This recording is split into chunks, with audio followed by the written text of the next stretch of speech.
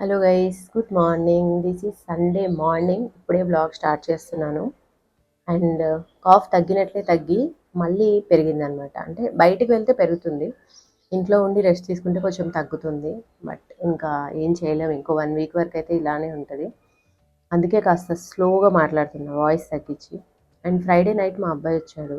ఆ, ఇంకా నిన్నంతా కూడా వాడి బట్టలన్నీ లాండ్రీలో వేయడం అది సరిపోయింది.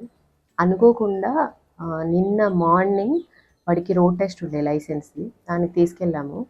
ఎంత వేడిగా ఉండే అంటే బయట సన్ స్ట్రోక్ కొడుతుందేమో అనిపించింది నాకు. అసలు రైనీ సీజన్ లానే అనిపించలే నిన్న.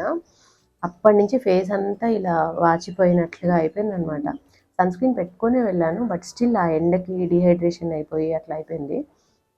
అండ్ ఇప్పుడు వచ్చేసి సండే మార్నింగ్, ఇంకెవరు లేవలేదు, నేను టీ తాగడం అయిపోయింది.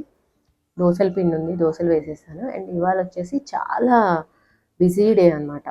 వీక్ డేస్ నేను బయటకు వెళ్ళడం వల్ల వీకెండ్స్ కొద్దిగా బిజీగానే ఉంటుంది. ఇవాళ ఇంకా బిజీగా ఉంది. సో ఏం వంటలు చేయాలి అండ్ ఇంకా ఏమేమి ప్రిప్స్ చేసుకోవాలి రేపటి కోసం, ఇవన్నీ కూడా చూద్దాము. ఇప్పుడే మేడ్ వెళ్ళిపోయింది, రేపు తను రాదు కూడా. సో ఇంకా రేపేం పని లేకుండా ఇవాళే అంతా క్లియర్ చేసి పెట్టుకోవాలి. ఇంకోటి ఏంటంటే, నేను ఇంతకుముందు ఇంట్లో ఉండేదాన్ని కాబట్టి ఏదైనా హెయిర్ కలర్ కానీ ఏదైనా ఎప్పుడంటే అప్పుడు వేసుకునేదాన్ని. ఇప్పుడు దాదాపు 20 days అయిపోయింది.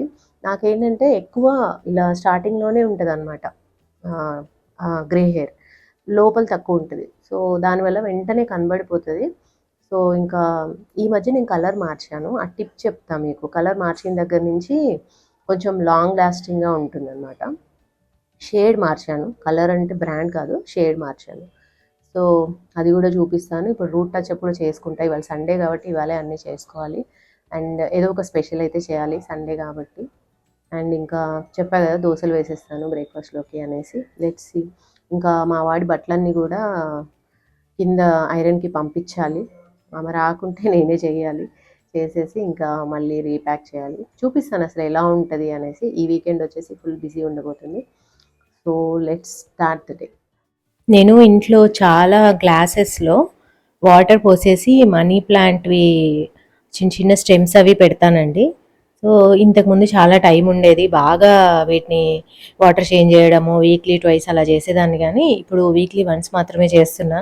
ఇదంతా చేస్తుంటే ఒక్క నిమిషం నాకు, నేను రెగ్యులర్గా చేయగలనా లేదంటే ఇది స్టాప్ చేయాల్సి వస్తుందా అనేసి అనిపించింది అనమాట. అంటే ఇప్పుడు ఆఫీస్ గురించి చాలామంది అడుగుతున్నారు కదా, నేను జస్ట్ 1 వీక్లో చెప్పేస్తాను దేని గురించి ఆఫీస్ అనేసి.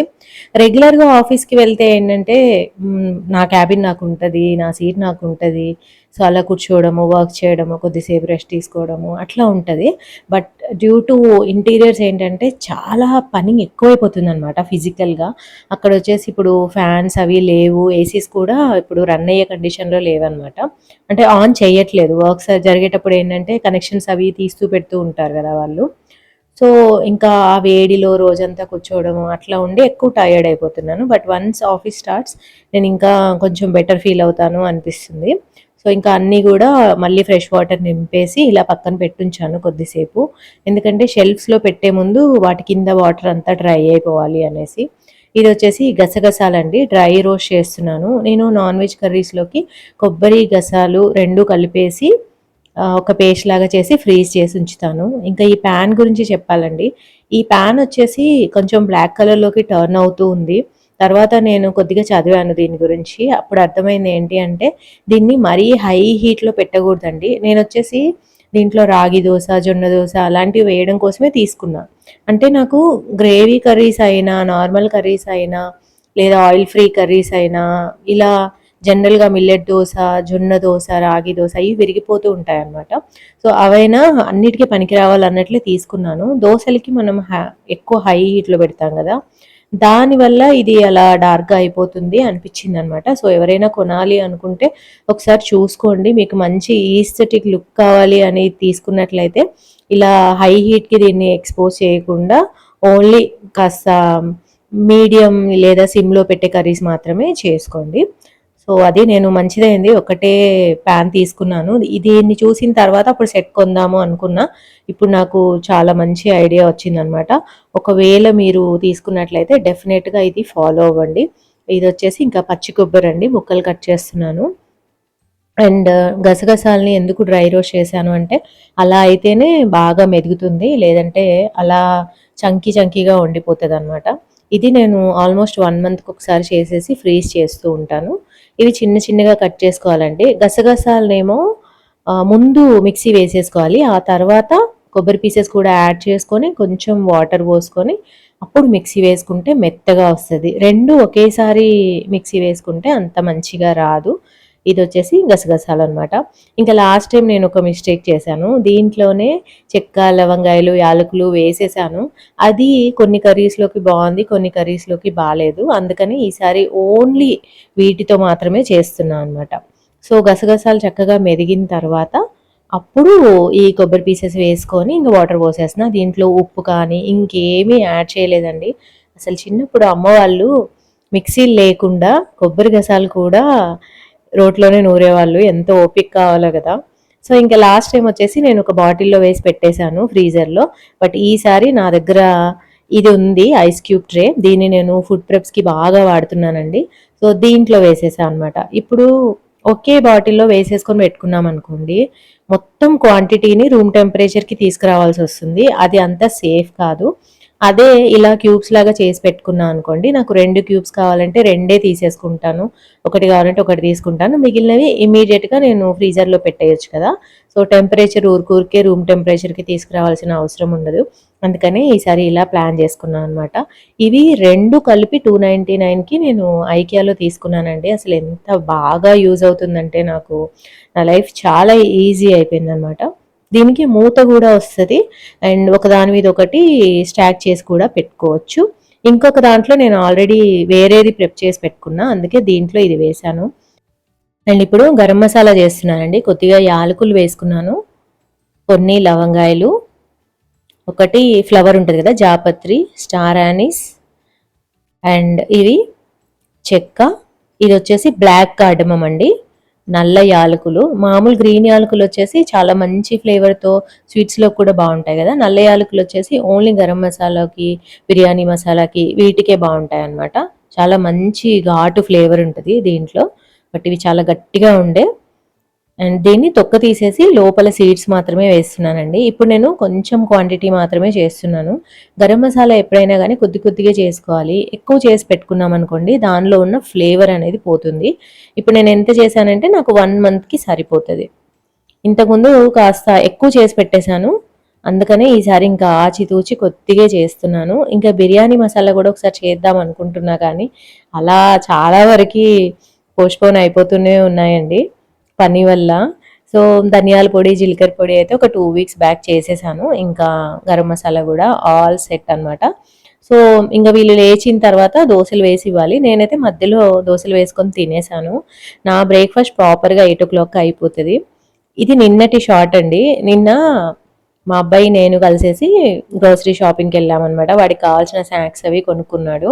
కేక్ చేయనా అంటే, "వద్దు జెల్‌లో చెయ్యి" అన్నాడనమాట. సో, ఈ ప్యాకెట్ అంతా తెచ్చి ఇన్‌స్ట్రక్షన్స్ ప్రకారం జెల్‌లో చేయడం స్టార్ట్ చేశా. దాంట్లో ఇలా ఒక కార్టూన్‌ది కీ చైన్ గూడా వచ్చిందనమాట. ఇది యాక్చువల్‌గా చాలా చిన్న పిల్లలదండి.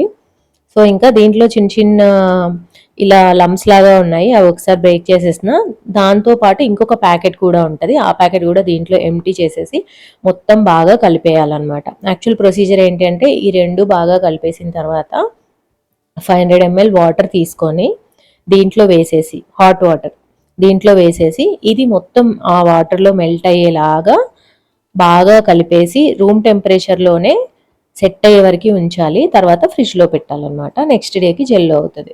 సో, నేనైతే వాటర్ యాడ్ చేశాను. హాట్ వాటర్ బాగా కలిపాను. కానీ ఇది ముందు రోజు నైట్ 10:00కి తీసిన షాట్ అనమాట. కొంచెం నేను ముందే చేసేసుంటే బావుండేది. లేట్‌గా చేశా నేను. 10కి అట్లా కలిపేసి బయటే ఉంచి 12:00 కల్లా ఫ్రిడ్జ్‌లో పెట్టాను. కానీ మార్నింగ్ అంత బాగా సెట్ అవ్వలేదు. తర్వాత అనిపించింది నెక్స్ట్ టైమ్ చేసినప్పుడు ఇంకా దీంట్లో చాలా చేంజెస్ అనేవి చేయాలి అనేసి దీన్నసలు మొత్తం రెడీ అయ్యే వరకి ఫ్రిడ్జ్‌లో పెట్టొద్దు. సో, చిన్నప్పుడు నేను చాలా చేసేదాన్నండి. ఇది అసలు ఎన్ని సార్లు చేశానో నేను. ఆఫ్టర్ సో మెనీ ఇయర్స్ చేయడం వల్ల, అలానే ఇంకా ముందు రోజు చాలా పనులుండేయన్నమాట. గ్రోసరీస్ తెచ్చుకోవడం, వెజిటబుల్స్ తెచ్చుకోవడము అండ్ మా వాడికి లైసెన్స్ కూడా వచ్చేసింది. సో, లైసెన్స్ ఎగ్జామ్‌కి తీసుకెళ్ళడం అంతా సూపర్ బిజీగా ఉండే. ఈ 2 ప్యాన్స్ నాకు ఇండస్ వ్యాలీ బ్రాండ్ నుంచి వచ్చాయండి. ఒకటేమో కుక్కర్, ఒకటేమో బిర్యానీ పాట్ అనమాట. బిర్యానీ పాట్ వచ్చేసి 21.6 సెంటీమీటర్స్, 2.9 లీటర్స్ అండి. 3 to 4 మెంబర్స్ ఉన్న వాళ్ళకి సాంబార్ అది పెట్టుకోవడానికి చాలా బాగుంటుంది.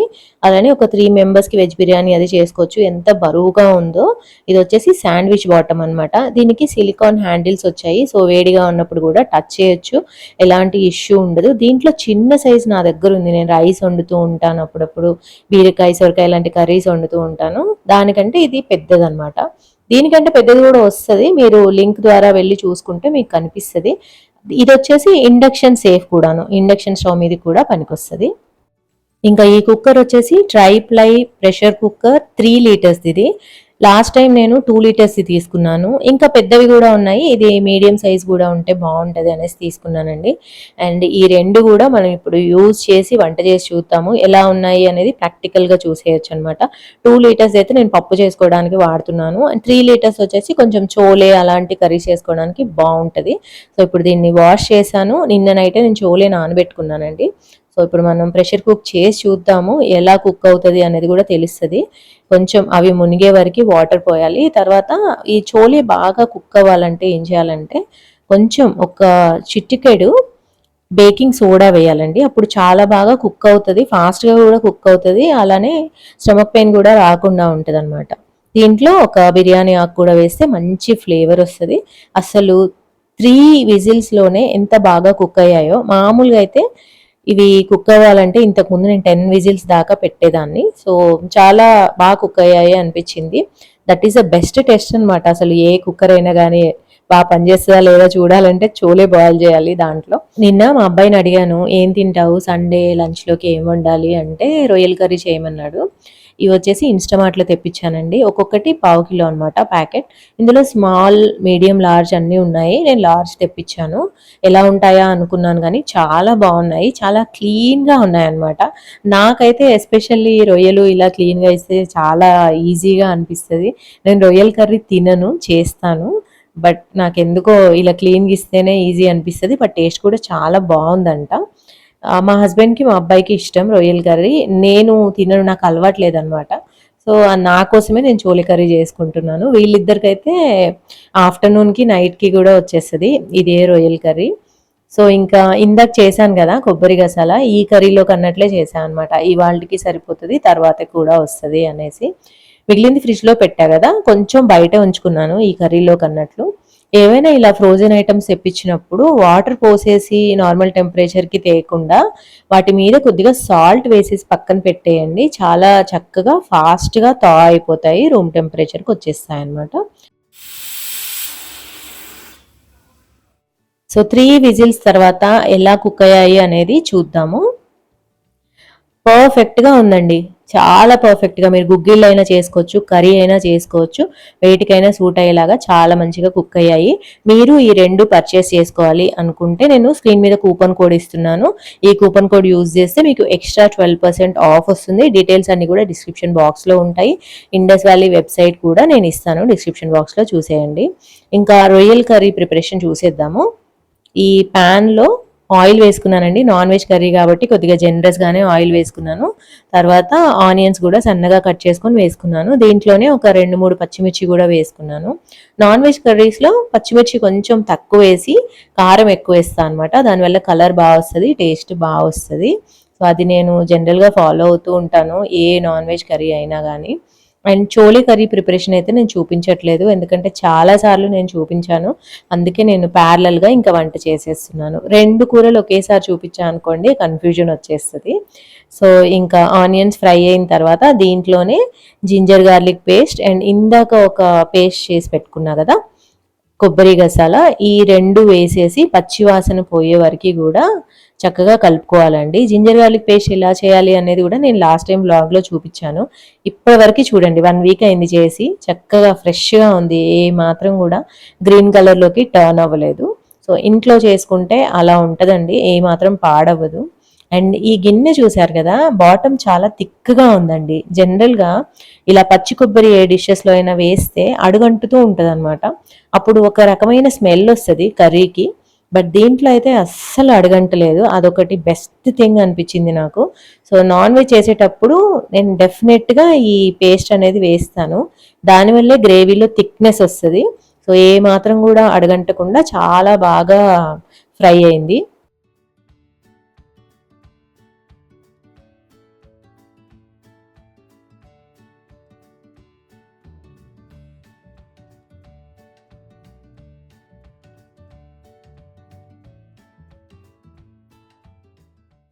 ఈ రొయ్యల్లో నేను ఏమాత్రం క్లీన్ చేయడం గానీ అదేం చేయలేదండి. జస్ట్ ఉప్పేసి ఉంచాను.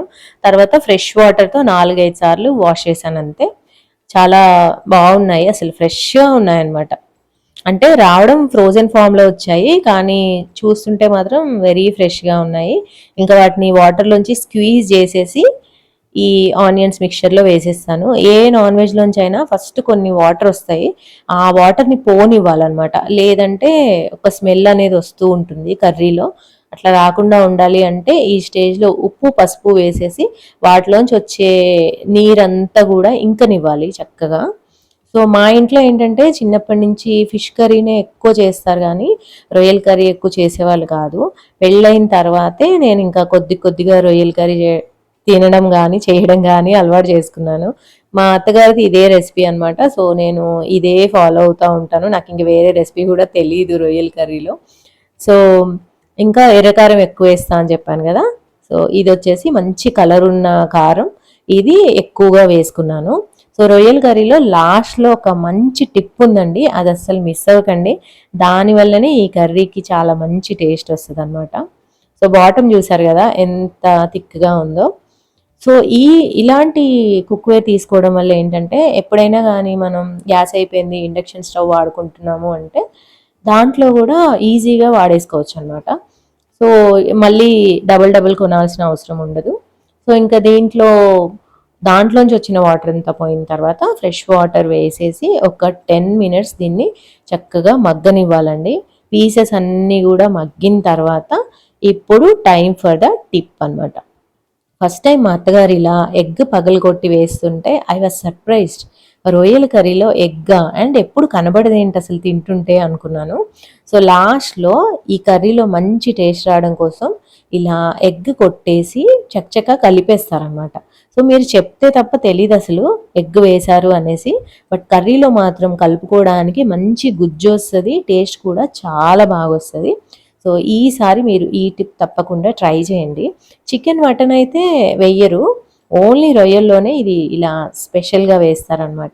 ఇది వేసిన తర్వాత ఇంకా గరం మసాలా చేసి పెట్టుకున్నా గదా ఇంట్లో, అది గూడా కొద్దిగా వేసేసి కొంచెం కొత్తిమీర వేసేసి బాగా మగ్గనిచ్చాను. అంటే ఇంకొక 2 మినిట్స్ మంచిగా అలా మీడియం ఫ్లేమ్‌లో పెట్టా అనమాట. మొత్తం ఫ్లేవర్స్ అన్నీ దగ్గరకొచ్చిన తర్వాత కర్రీ రెడీ అయిపోయింది. అసలు సూపర్‌గా కుదిరింది.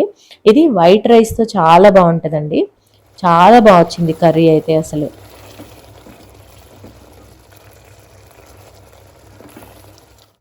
ఇంకా వంట కూడా ఎర్లీగానే అయిపోయిందండి. ఇప్పుడు హెయిర్ కలర్ వేసుకోబోతున్నాను.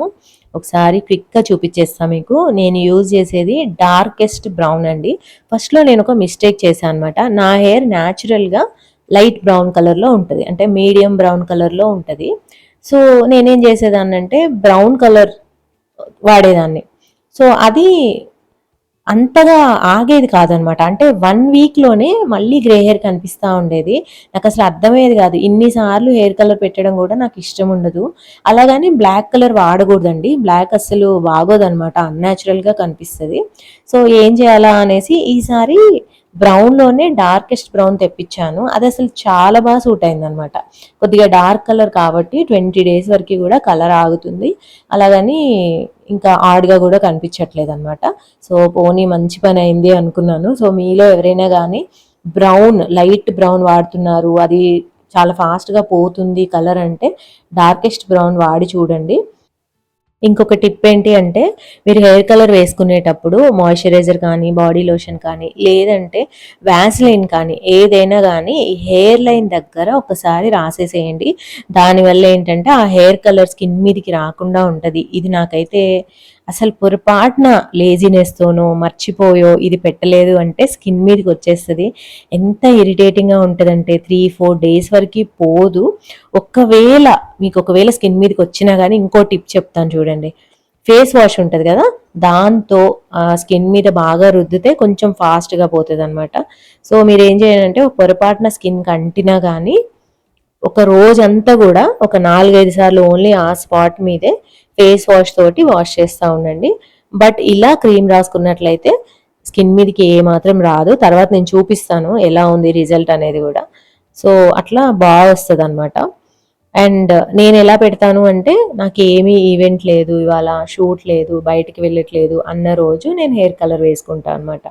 ఇంకా ఏదైనా ఇంపార్టెంట్ థింగ్ ఉందనుకోండి, ఒక 3 days బిఫోరే హెయిర్ కలర్ వేసుకుంటాను. ఎప్పుడు కూడా ఇమీడియట్గా అదే రోజు అట్లా వేసుకోకూడదు. నాకెందుకో హెయిర్ ఒక 3 days తర్వాతే బాగుంటుంది అనిపిస్తుంది. సో ఇలా వేసేసుకున్నాను. ఆ తర్వాత 45 minutes ఆగిన తర్వాత షవర్ తీసుకున్నానండి. నేను యూజ్ చేసింది గార్నియర్, మీరు ఏదైనా వాడచ్చు. అండ్ దాంట్లో డార్కెష్ బ్రౌన్ ఉండేలా చూసుకోండి. షేడ్ కోడ్ వచ్చేసి 3 అనమాట. ఇంకా వాళ్ళిద్దరికీ రొయ్యల కర్రీ వేసి పెట్టేశాను, చాలా బాగుందని చెప్పారు. నేను వచ్చేసి చోలే కర్రీతో తింటున్నాను. మంచి ప్రోటీన్ ఫుడ్, చాలా ఫిల్లింగ్గా అనిపించింది. తర్వాత స్వీట్ తినాలి అనిపిస్తే ఇలా నువ్వులది చిక్కీ ఉంది, బయట తీసుకుందే ఇది, అది తినేసి కొద్దిసేపు ఇంకా పడుకున్నాను, రెస్ట్ తీసుకున్నాను బాగా. ఏ గైస్, పడుకున్నాను లంచ్ చేయగానే, చాలా నిద్ర వచ్చేసింది. సో టీ పెట్టాను ఇప్పుడు లేచి. నైట్ డిన్నర్కి అయితే same curry, same food. Chapati పిండి కొద్దిగా కలిపాను, అది చూపించలేదు మీకు కెమెరాలో. అంటే నైట్ ఒకవేళ చపాతీ తినాలనుకుంటే ఉంటుంది కదా రెడీగా అనేసి పనిలో పని కలిపి పెట్టేశాను. ఒకసారి గ్రే హెయిర్ ఎలా కవర్ అయిందో చూడండి. నాకు వచ్చేసి లోపల పెద్దగా ఏమి ఉండదు, జస్ట్ పైపైన ఉంటుంది అనమాట. అది కూడా నాకు చాలా ఎర్లీ స్టేజ్లోనే స్టార్ట్ అయింది, ఎర్లీ ఏజ్లోనే. యూఎస్లో ఉన్నప్పుడు ఏంటంటే మేము చాలా కోల్డ్గా ఉండే ఏరియాలో ఉండేవాళ్ళం. అక్కడ నేను బాగా వేడి నీళ్ళతో హెయిర్ వాష్ చేసేదాన్ని. సో అక్కడ వాటర్లో లెడ్ ఎక్కువ ఉంటుంది అనమాట. సో దానివల్ల గ్రే హెయిర్ ఎక్కువ అవుతూ ఉంటుంది. సో నాకు ఎర్లీ ఏజ్లోనే స్టార్ట్ అయిపోయింది.